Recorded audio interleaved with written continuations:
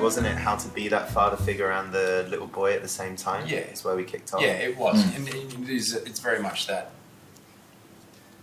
bad behaviour is the father figure.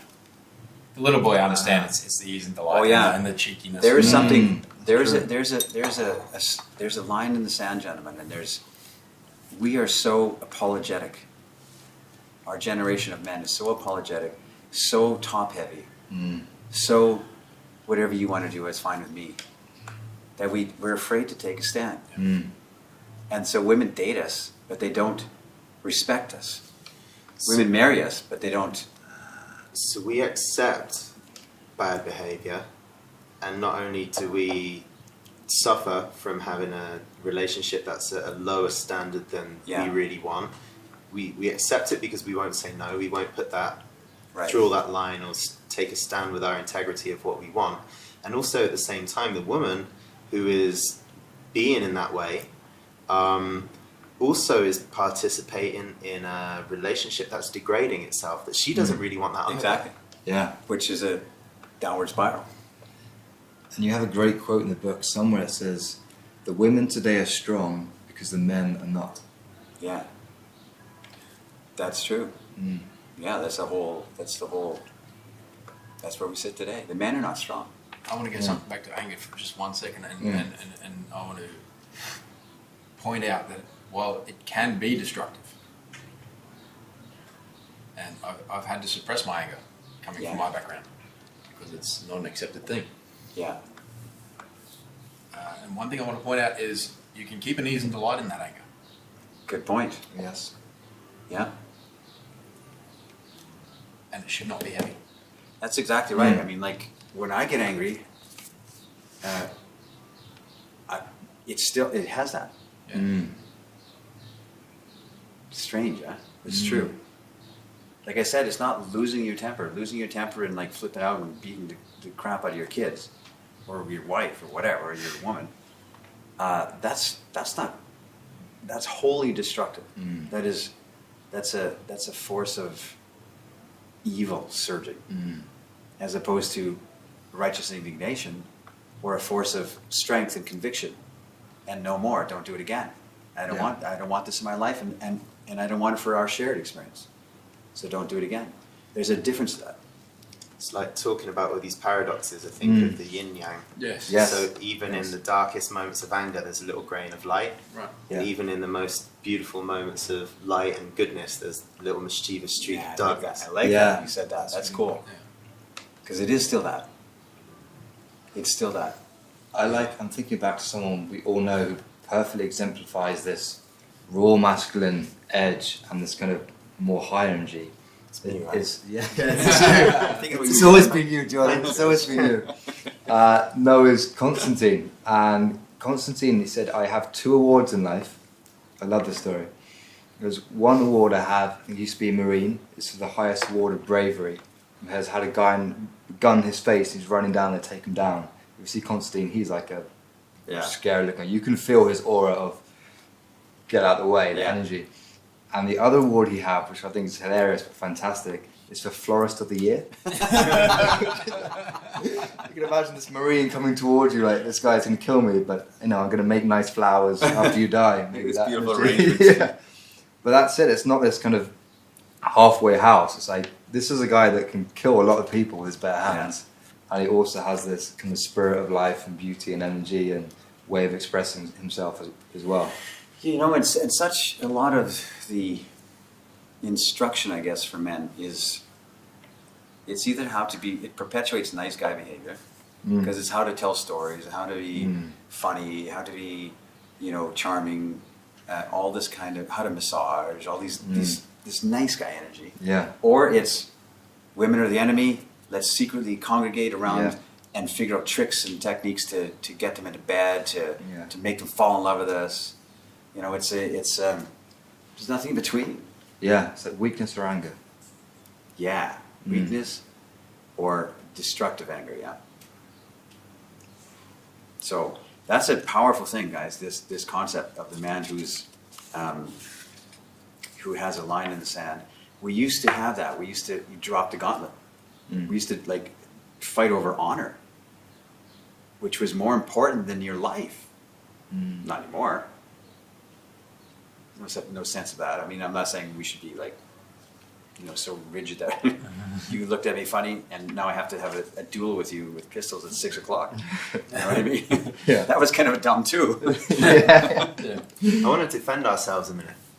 Because you said no one's doing it. You've got destructive anger, or you've got nice guy training. We're doing it. We're doing it the best we can. In what way? To find that new way. What is the way for... Oh, sorry, Jordan. Exactly. I'm not saying that. I'm saying that most of the instruction out there is this or that. Yeah.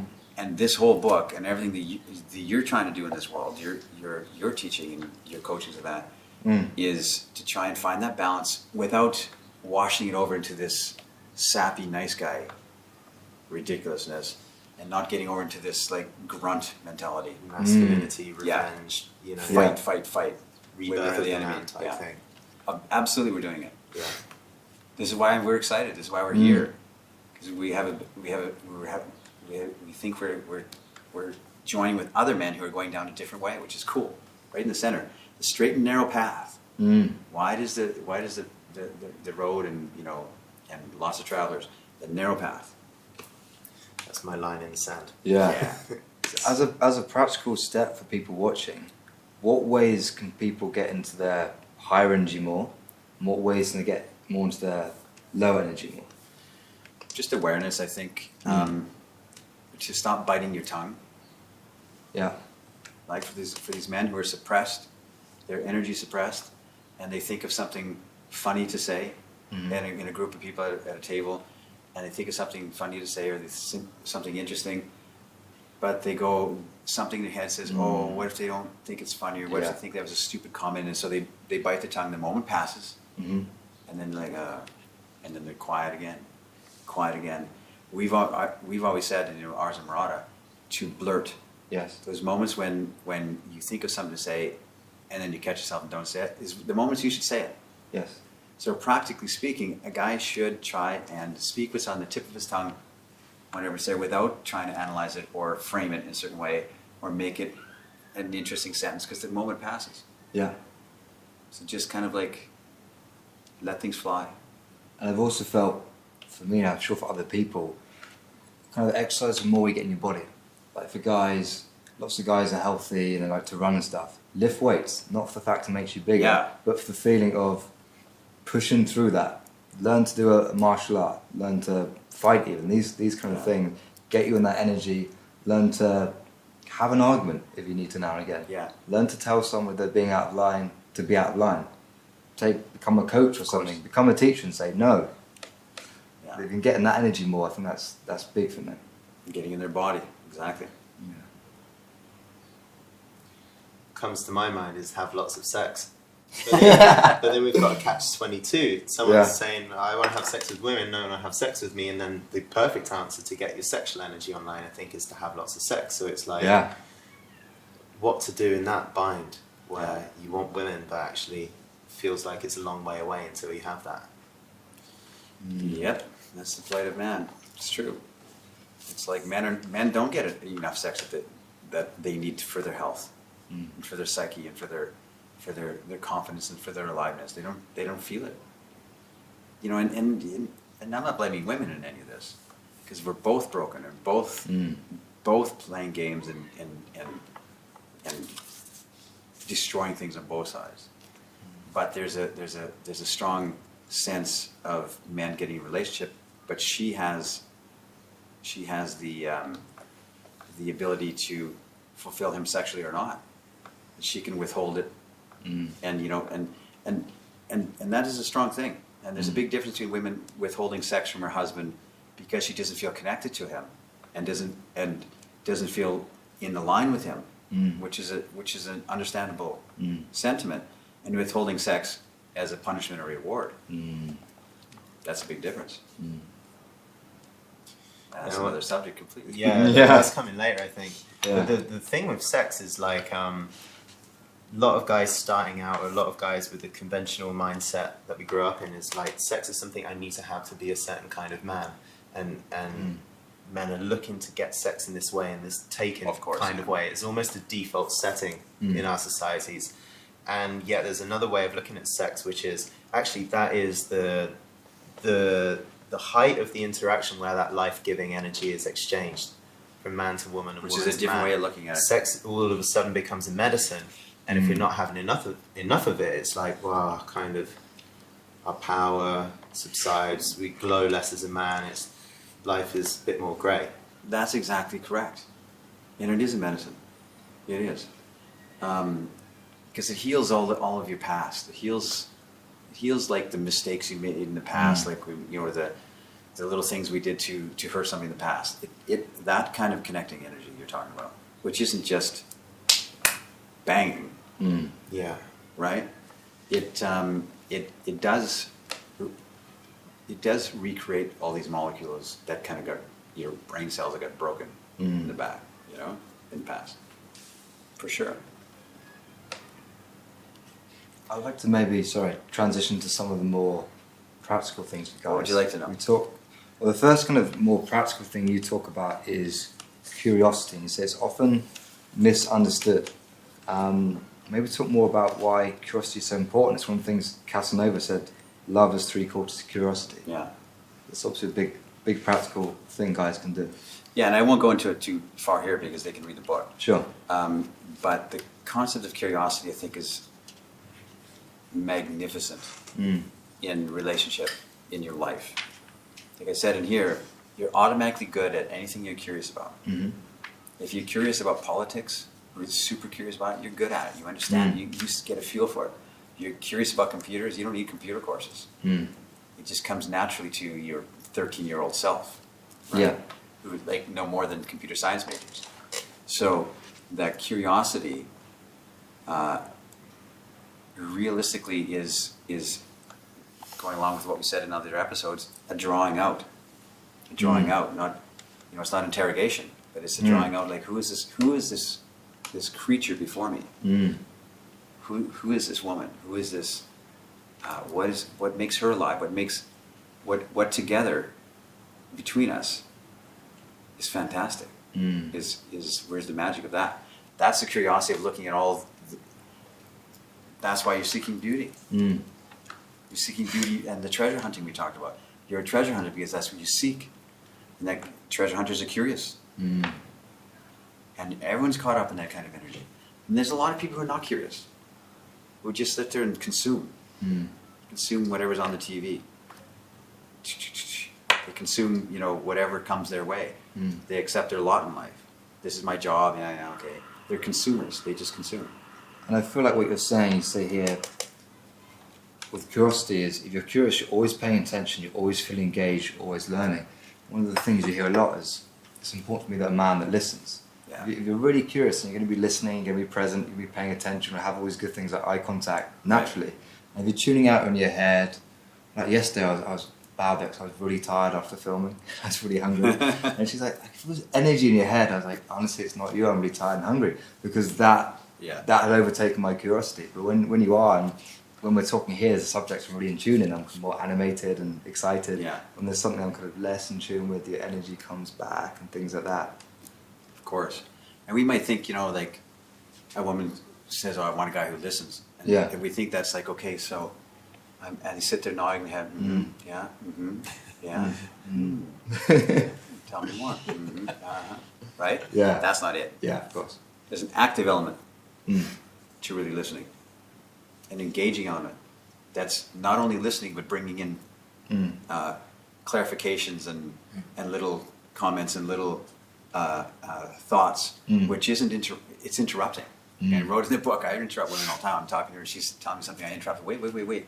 You just said blah, blah, blah, blah, blah. Tell me more about that. Yeah. And I just interrupted her sentence. Right? And that kind of like an active curiosity, an active listening, she'll go home and think, wow, I met a man who really listens. Because it's what they're really saying is not a man who really listens, because we can sit here and nod our head all day long. Yeah. Quiet. Yeah. Listening. What they're really saying is somebody who wants to know. Exactly. Which is curiosity. So it isn't just listening. Yes. A man who really listens. What women are really saying. Yeah. I would like to meet a man who wants to know. and means it. Not just as a way to get to knowledge about her so I know how to get in her panties. I'm asking a bunch of questions about her background, whatever, so now I know how to poke at her. Yeah. Right? Well, curiosity is what we've been doing this whole time. Like, there's no other thing that's driving this entire conversation between us and curiosity. Yeah. And all of this drawing out or slow or... Like, we had it before when we were talking about devotion. We waited a few seconds and was like, I want to know more, but I haven't got a question. And, like, it took 15 seconds and then the whole thing kicked off again. So there's that curiosity of staying quiet.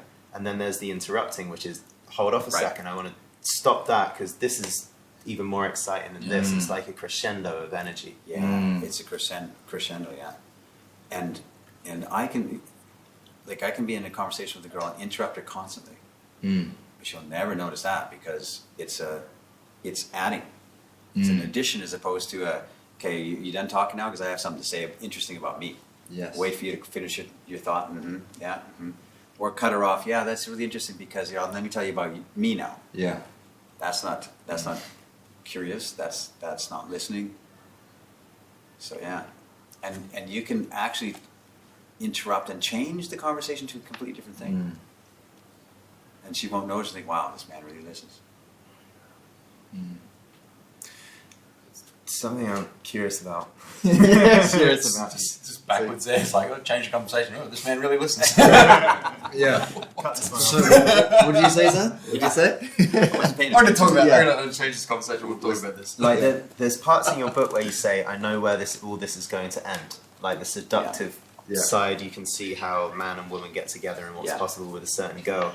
And yet, with curiosity, in my experience, I could sit on a conversation with a date with a woman and have no idea where that's going to go.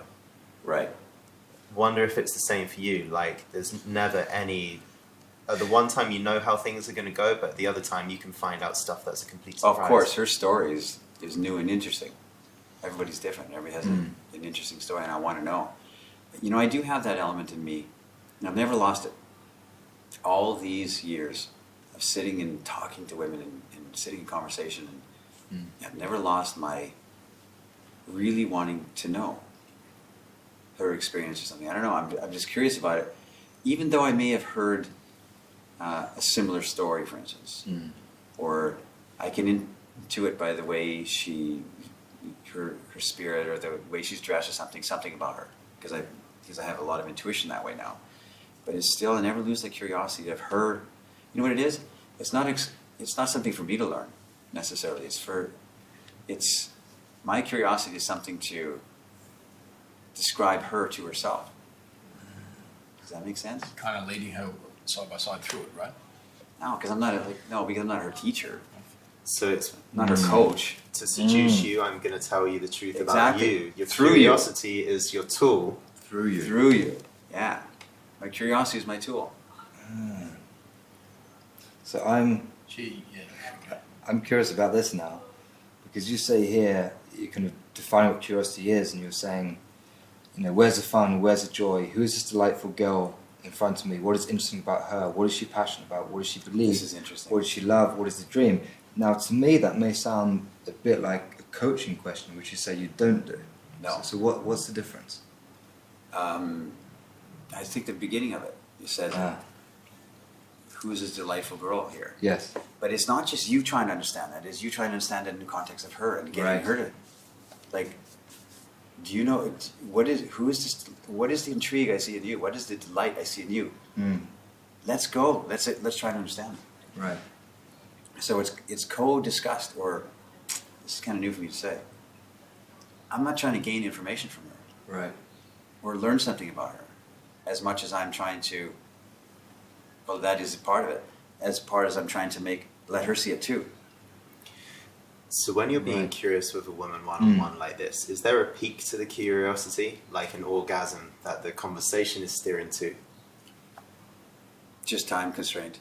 And it's not an attempt. With that, is there like, so different context, but in a coaching conversation, you're looking for this aha moment where two people see the other in a new light, a fresh perspective emerges from this co-exploration. Is there something like that happens with you when? Yeah, because I want to understand that too. I want to feel it. We're not having a normal conversation about where did you do your apartment hunting, Yeah, exactly. or how many pets you have. Yeah. I'm not interested in these kind of details. You know, Yeah. that can come later. Yeah. I'm interested in like, and it's not like a coaching element. So tell me the dream. What is the dream? There's none of that. Yeah. Yeah. It's more like, wow, there's a chapter in here about, you know, the Amsterdam reporter that was sitting there, and she said, what do you talk about to men? What do you? I talk about this moment here with you and your heels, your little black dress, your pearls, the bicycle you rode up on, Amsterdam girl, and these stars, you know, Van Gogh's Starry Night above us, the Dutch night. Come on, that's. Do you feel that? 'Cause I feel it. This is what I want to talk about. You know, Right. what we're looking for in this conversation are those eureka moments, Yeah. right, of insight where all of a sudden something about women makes sense to us in a different way. And I imagine that there's something similar if you're dating a woman. Actually, let's both try and tap in or have some kind of eureka moment or get this to a level of shared excitement where you can feel as excited as I feel about life and about you. And I want to share that energy and that height with you. That's exactly what it is. Not information exchange. Yes. It's like it sounds trite to say let's go on a climb a mountain together, or, you know, an energetic mountain. But it is certainly a feeling of, and it's not trying to connect with her so you get something. It's not even an attempt to connect with her. It's just an attempt to explore something between you, up in the air, which she's part of. But it's an invitation from her. You're my girl now, by the way. It's an invitation from my girl Owena to see it too. Don't look at me. Let's look at you in this light, because I see it. That's an exploration of that, and she gets to see it too.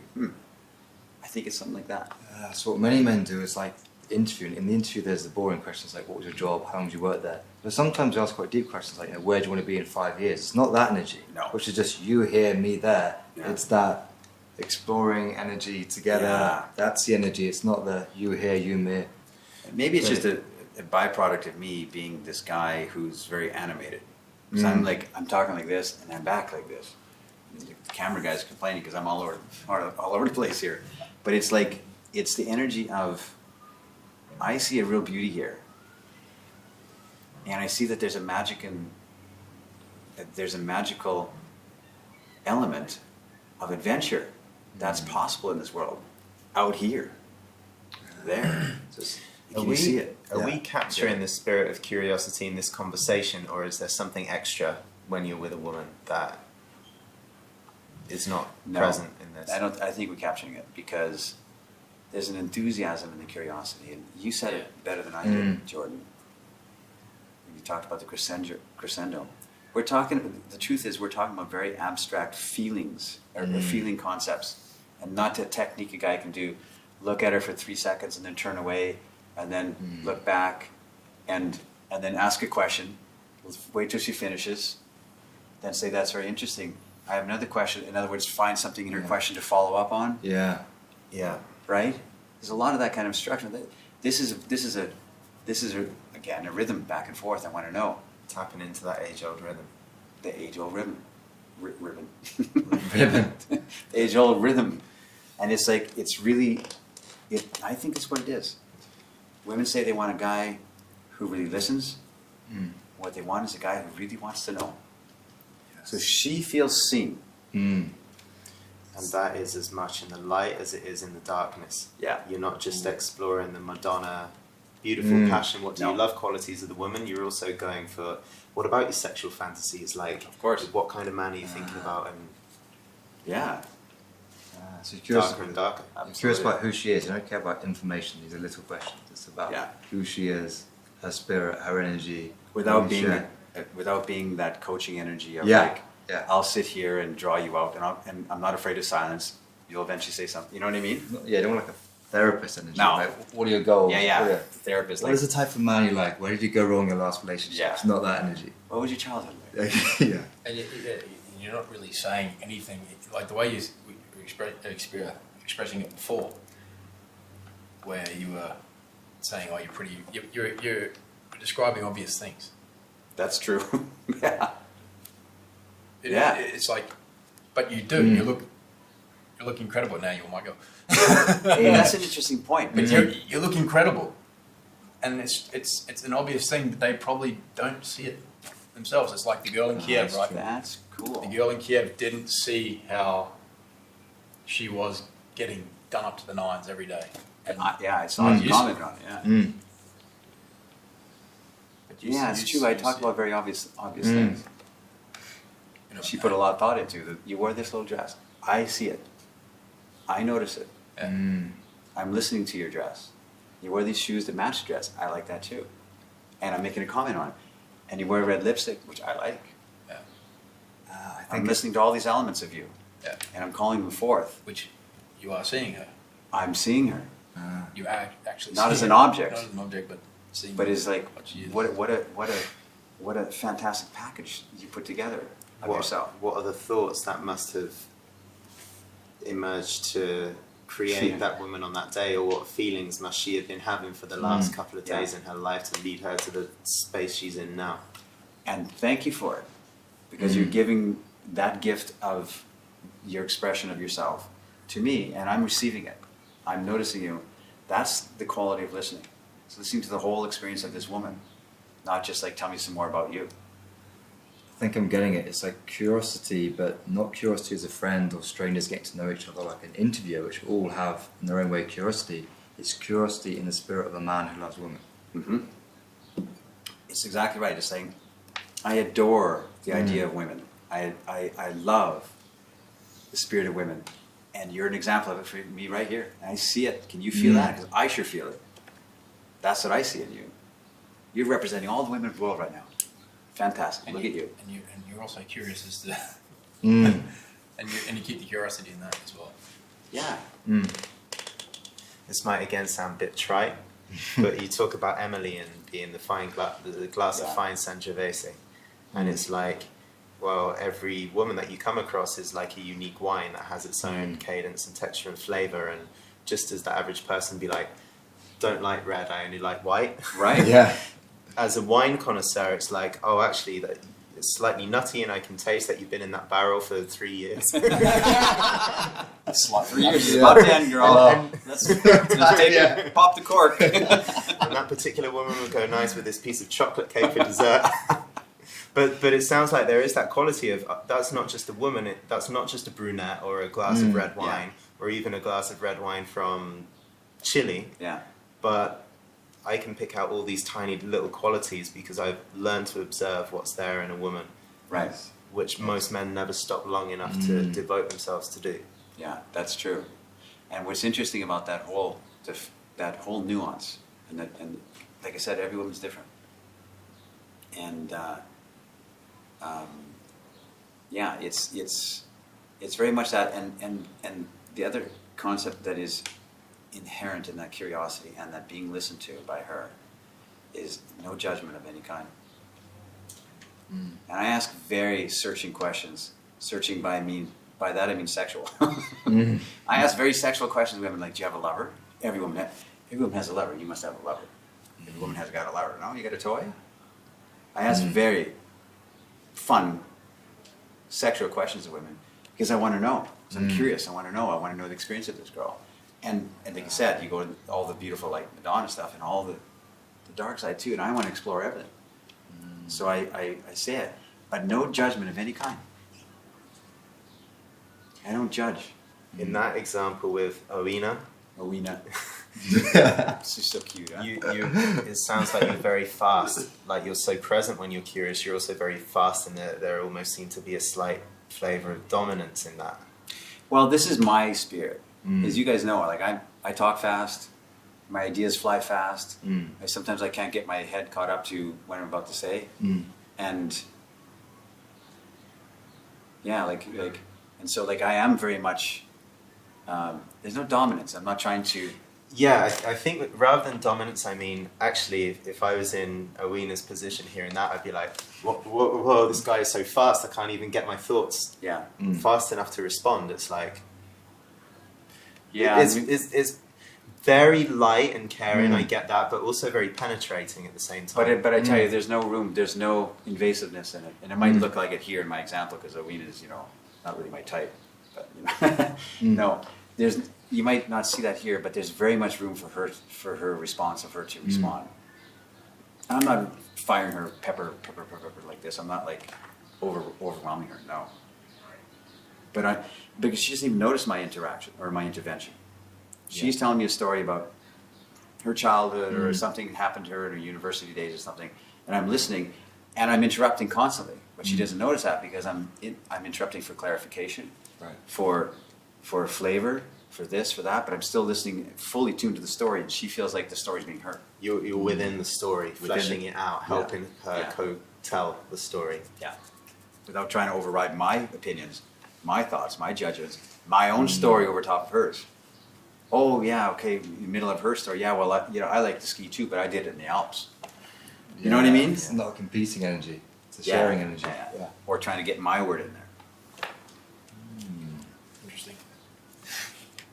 So also, just after curiosity, in that same text, if you will, you have a little bit here on.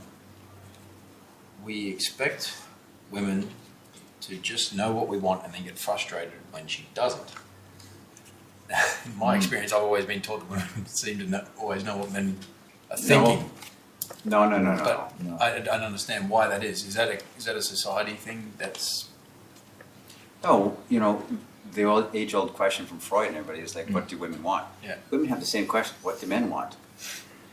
That's not going anywhere. yeah. That's never been resolved in the last 1,000 years. Right? It's still the fundamental question. Women want to know, what do men really want, and what do women really want, and from the men's side of things. So for me, that sentence there, like men expect women to know what they're thinking.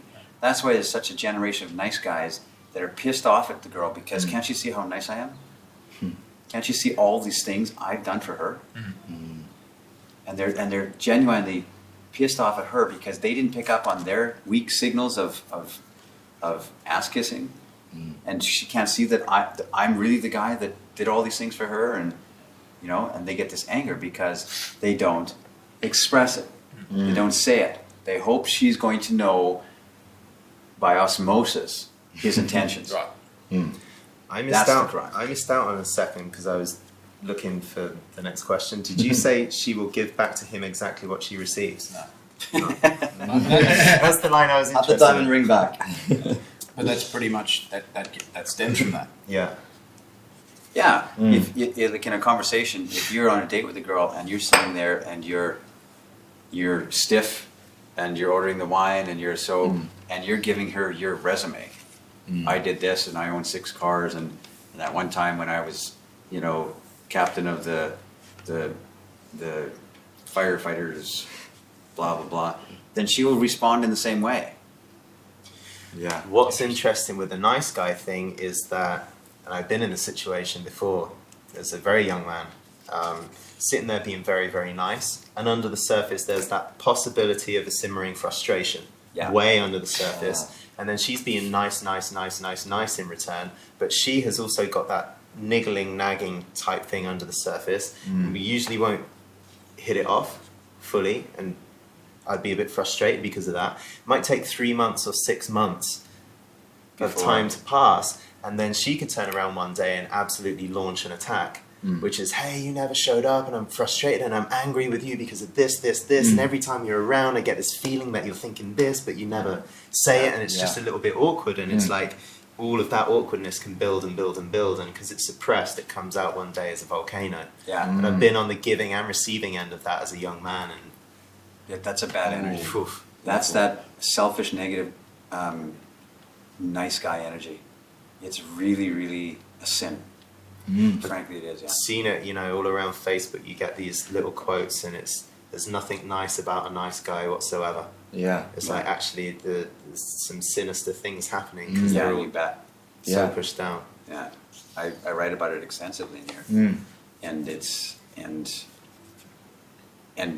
goes to what you said, Owen. Like we don't express, and we're pissed off that she doesn't recognize our actions. That's why I'm a strong advocate of saying everything in words as opposed to trying to say things in actions. If I like a girl, I tell her, Okay. I like you. That's all I know. Just balls in your court. If I want to see a girl, I tell her, I want to see you again. That's what I know. That's what I know. As a man, that's what I know. I want to see you again. You can have any response you want to that. You can want to have something completely different than that. My desire is to see you again. So it's a very strong expression, but you have to do it out loud. You have to do it in words, and it's a great way. It's the only way, I think. Instead of like hoping she'll recognize that we are attracted to her or this kind of thing. I just say it. Had a date very recently with a woman, and just to illustrate this point, you've got it a couple of times where it's like she'll give back to you exactly what you give, and women will respond and meet a man exactly where he's at. I met this woman, and I was intoxicated by the way she would move and express herself. I thought there was something very magical about it, and she was very alluring, and I was very curious about her. So we met, and it's one of those dates where it's like we could easily meet and then jump straight into bed, because it was very obvious. Like there was no pretense or mystery. There was a spark and a natural curiosity, and I sat with her, and the entire time I'm curious. I want to know more. I'm totally present. I'm asking the big questions and the small questions and the light questions and the dark questions and the whole thing.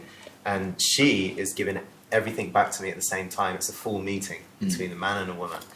But the whole time I'm thinking, even though I'm captivated by the way she is and the way she moves and the way she expresses herself, when it comes to sex, I'm not completely a yes. Somehow it's You like... are not. Yeah, I was not. I was not fully desiring her. And then a bit later on in the night, when we were talking about the two of us and what this chemistry was, she was like, I'm also surprised because I thought you'd be the perfect kind of man to hook up with very quickly. But yeah, I feel like the chemistry's not quite there, and I don't understand it because it was there when we met, but now it's not quite. And the whole time I was intrigued by her, but not completely won over. It's not like she was completely my girl. She picked up on that and felt exactly the same way towards me. And we ended the night, and it was like, yeah, it doesn't quite feel true or natural or right that we go to bed together. We both left on good terms, having respected the company of what we gave. And it was, I walked home thinking that's kind of unusual because everything was in place that we'd spend the night together. And didn't feel quite right for me, and therefore not for her. So we didn't try and force it and do a lie or be with a woman, you know, as you said, like for the sake of a one night stand, if it's not, if I can't indulge in her completely. Right. And it was weird coming home thinking, oh, surely I should have done something better as a lover, as a seducer, and then thinking, no, I was completely truthful the whole way, and that was the way it had to pan out. That's great. Yeah. Just unusual to sit with that, but complete reflection of each other. Yeah. That whole encounter. Incredible. Now, I don't know if we are going into any practical side of things here or not, but it's interesting conversation. This is the essence of it. Like, this is the underlying, the concept of men who are starting to pick up on that rhythm. We've been talking about curiosity for the last, I don't know how long. We can. I feel the same. One part of me is like, oh, this is being too abstract. But I think you need that, because we talked about curiosity. You could have said things like, oh, you look in her eyes and you nod and you do this. But if you don't have that in the spirit of what that energy is coming from, it's about as a man loves a woman, it's not as an interviewer or a friendship. If you miss that out, the men could be doing it completely wrong. Yeah. I think you need a bit of that, where the intention is coming from. I've got a practical step. Yeah. If you're watching this series right now, get a couple of females over, female friends or girlfriends, and watch it together and practice and talk about these things. I like that. Because it is kind of high, but with that co-exploration you're talking about with curiosity, both you and the women that you're with are going to find ways to translate this and feel this and play with this. Yeah. And women love this kind of subject, this kind of concept. This is the kind of things they talk about all the time. Yeah. They want to know this too. Very curious about that. But they never get to explore that with men.